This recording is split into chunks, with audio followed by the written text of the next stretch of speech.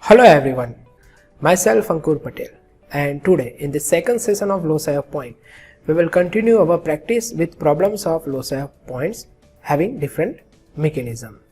So today we will start with the 4-bar chain mechanism. So the first and basic thing is, what is 4-bar chain mechanism? If a mechanism is done by, or if a mechanism has 4 joints, then that mechanism is known as 4-bar chain mechanism. So let us understand the 4-bar chain mechanism by using this example. So two cranks AB and CD of equal lengths are connected by link BC and rotate in opposite direction as shown in the figure. So in this figure we have two cranks AB and CD which are connected by the link BC. So in this mechanism we have 4 joints. First joint is at A, second joint is at B, third is at C, and fourth joint is at D. That's why this mechanism is known as 4-bar chain mechanism.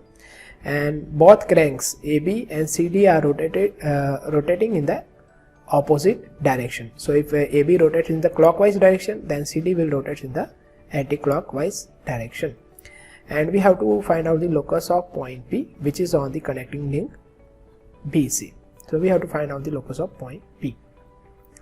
AB, the length of crank AB and CD will be equal to 35 mm. So the length of AB and CD is 35 mm. The length of BC is 120 mm. So the length of connecting link BC is 120 mm. The length of PC is 40 mm.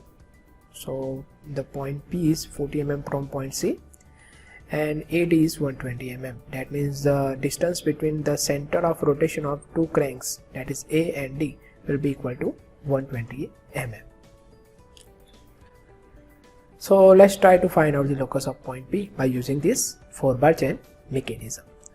So first of all, draw a circle having radius is equal to 35 mm, showing this circle, and divide the circle into 8 equal parts, showing the locus of point B. Now let us consider that the circle or this crank AB is rotating in the clockwise direction. So it will rotate in the clockwise direction. So starting from B1 over here, so this will be our B2, B3, B4, B5, B6, B7, B8, which will show the locus of point B.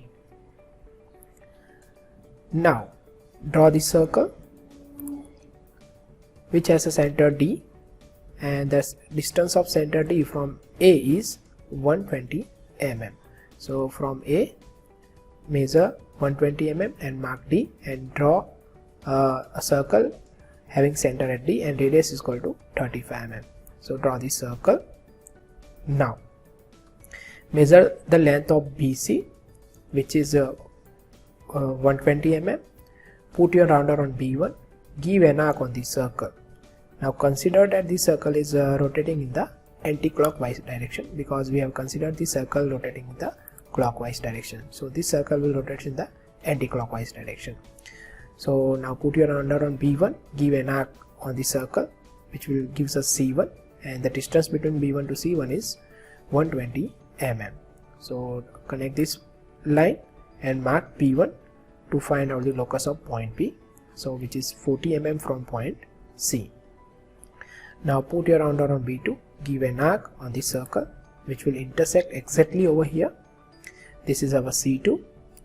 So mark P2, which is 40 mm from C2, to get the locus of point P.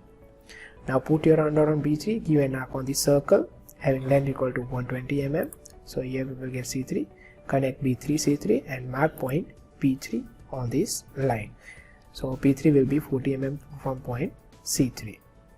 Now put your rounder on B4, give an arc on the circle having length equal to 120 mm and mark C4.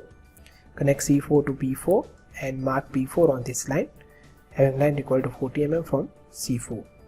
Now put your rounder on B5, give an arc on the circle having length equal to 120 mm again. Connect C5 to B5 and mark P5 on this line having length equal to 40 mm from C5.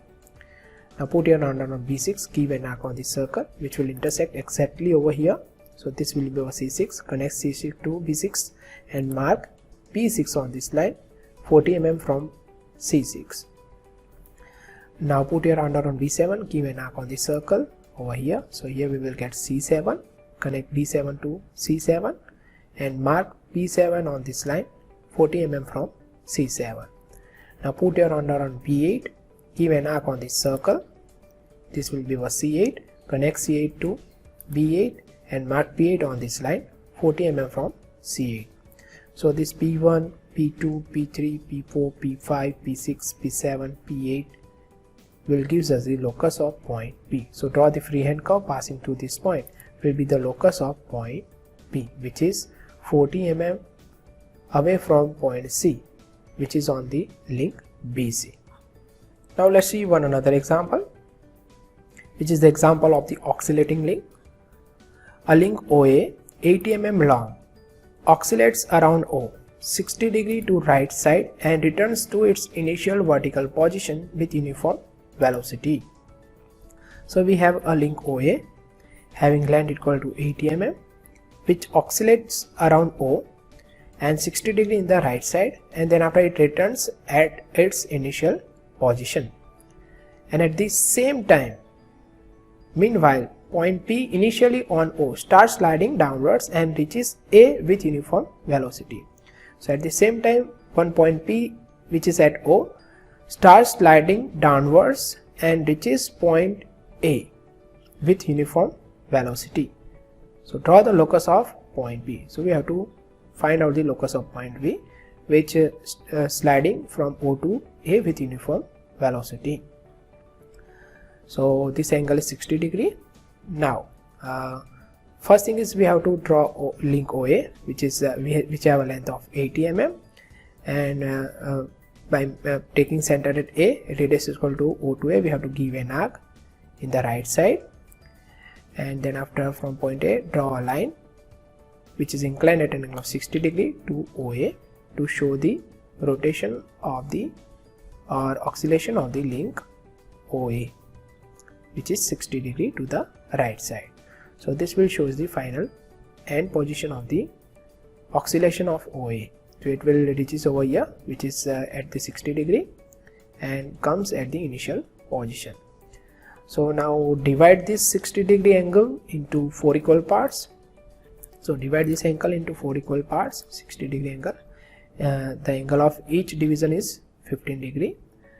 And we have to find out the locus of point A. So this will be initial position. So this will be A1, A2, A3, A4. Then after point A will comes at its initial position. So this will be our A5, A6, A7, A8. So here we have total 8 numbers: A1, A2, A3, A4, A5, A6, A7, A8. So we have total 8 position of point A. So we have to divide this length OA into 8 equal parts. So divide this line into 8 equal parts.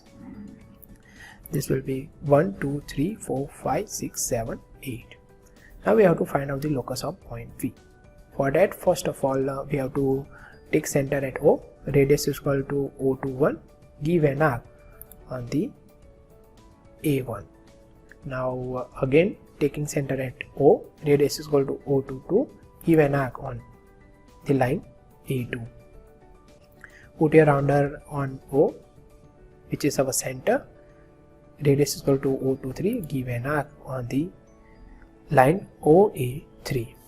Now having radius O to 4, give an arc on the line of OA4. Now put your rounder on O again, radius is equal to O to 5, give an arc on the line OA5. Put your rounder on O, radius is equal to O to 6, give an arc on the line OA6.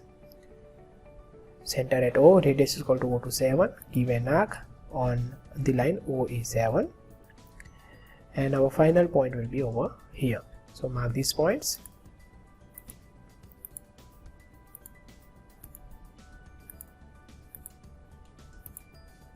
Give the name of these points: P, P1, P2, P3, P4, P5, P6, P7, P8, which will be the locus of point P. So now draw the freehand curve passing through these points will gives us the locus of point P. So draw the freehand curve. So this will be the locus of point P, which slides on OA in the downward direction with uniform velocity. Now let's move on to next example, which is the example of the rotating link. Rod AB 100 mm long revolves in clockwise direction for 1 revolution. Meanwhile, point P initially on A starts moving towards B and reaches B when the rod AB completes 1 revolution. Draw the locus of point P. So here we have a rod AB having length equal to 100 mm and it revolves in clockwise direction for 1 revolution, and at the same time point P, which is initially at A, starts moving on or towards point B and reaches B when the rod AB completes 1 revolution. So first of all, draw a circle having diameter equal to AB. So draw a circle, and this circle is rotating in the clockwise directions. So show the direction of the rotation over here. Now divide the circle into 8 equal parts. So these are the locus of A and B. So this will be our A1, A2, A3, A4, A5, A6, A7, A8. So when AB rotates in the clockwise direction, the locus of point will be over here, A1. When A1 will reaches over here, our B1 will reaches over here. So B will reaches over here. So this will be our B1, B2, B3, B4, B5, B6, B7 and B8. Now we have to find out the locus of point P. So as we have divided this circle into 8 equal parts, now divide this line AB into 8 equal parts. So this will be 0, 1, 2, 3, 4, 5, 6, 7 and this will be our final point 8. Now after dividing this length AB into 8 equal parts, take center at 4, which will be the center of the circle. Radius equal to 4 to 1. Give an arc on A1 over here exactly. Take center at 4, radius equal to 4 to 2. Give an arc on A2.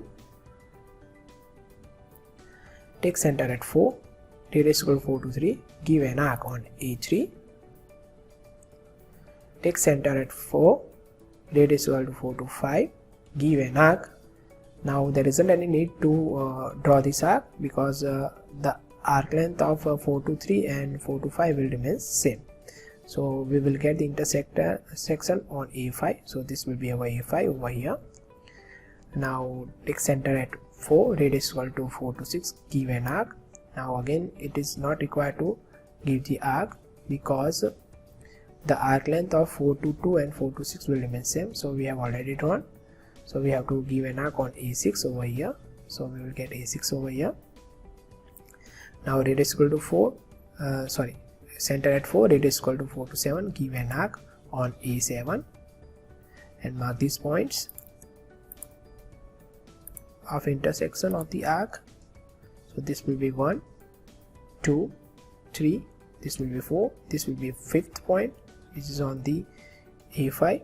So this will be our 6th, A6, this will be our 7 which will be on the A7, and here we will get A8. So now draw a freehand curve passing through these points. This will be our P1, P2, P3, P4, P5, P6 will be over here, P7 and this will be our P8. So draw the freehand curve passing through these points, which gives us the locus of point P, which moves on the line AB, and at the same time the line AB or rod AB rotates in the clockwise direction with uniform velocity. So this is it for today. Thank you for watching. See you in the next lecture. Till then, take care.